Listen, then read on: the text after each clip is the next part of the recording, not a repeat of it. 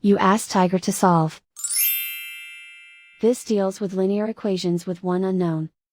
The final result is t equals 2 over 15. Let's solve it step by step. Simplify the expression. Expand the parentheses.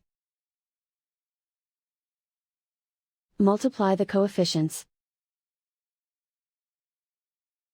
Simplify the arithmetic. Expand the parentheses. Group like terms.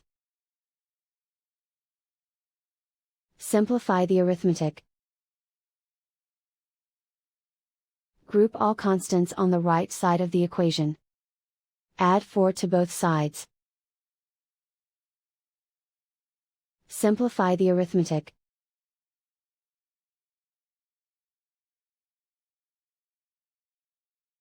Isolate the t. Divide both sides by 30. Simplify the fraction. Find the greatest common factor of the numerator and denominator. Factor out and cancel the greatest common factor. And so the final result is t equals 2 over 15.